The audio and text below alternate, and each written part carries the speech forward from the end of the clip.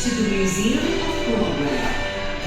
Today, Broadway is closely identified with Times Square, but New York's theater district wasn't always located in this neighborhood.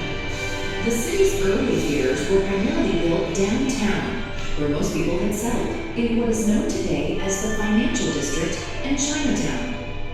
The city's first documented performance in 1732 was actually held in a simple room in an existing building, which eventually became known as the Playhouse. In the period between the American Revolution and the Civil War, the arts in America began to flourish, and Lower Manhattan became increasingly crowded. Throughout the final decades of the 1800s, lured by cheaper real estate uptown, the New York theater district slowly began to move north along Broadway, passing through Union Square, Madison Square, and Herald Square, before finally settling down in what is now known as Times Square. Oscar Hammerstein I was instrumental in the theater district's move to Midtown, opening in 1895 the Olympia Theater at Broadway and 44th Street, just around the corner from where we're standing right now. Broadway became known as the Great White Way due to the brush arc lamps lighting up the dirt road and electric white lights illuminating marquees.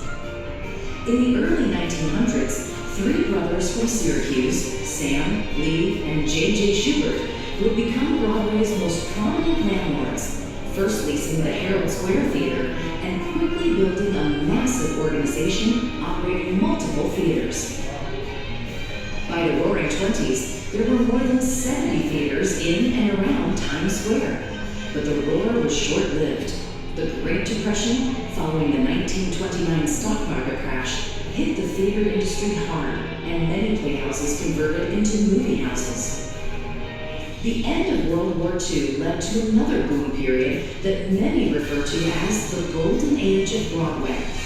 During this time, two of the largest current theater owners, Jujamcyn and Nederlander, came on the scene, first purchasing the St. James and Palace theaters as they began to expand their footprints. By the late 1960s, crime was on the rise, and the declining economic conditions caused many theaters to sit empty for months and years on end. The city desperately needed to reinvigorate Times Square, and one of its solutions was the Marriott Marquis. In order to make space for the new hotel, 5 Broadway theaters would have to be destroyed. Protests ensued, but to no avail. After the Great Theater Massacre of 1982, landmark laws were enacted to protect the remaining Broadway houses. In the mid-90s, Disney signed a 99-year lease on the long-neglected New Amsterdam Theater on 42nd Street. The city cleaned up Times Square, and it became vibrant and tourist-friendly once again. Over the last 2 decades, Broadway's theaters have been constantly filled, and there's even a waiting list for incoming shows. In 2020, due to the COVID-19 pandemic, Broadway shut down for its longest period of time to date. After 18 months, Broadway reopened, and the city's heartbeat began pulsing again. Broadway remains one of the top reasons people come to New York City. Thank you for visiting the Museum of Broadway. We hope you enjoy your time here and that you leave with a new and exciting appreciation for the wonder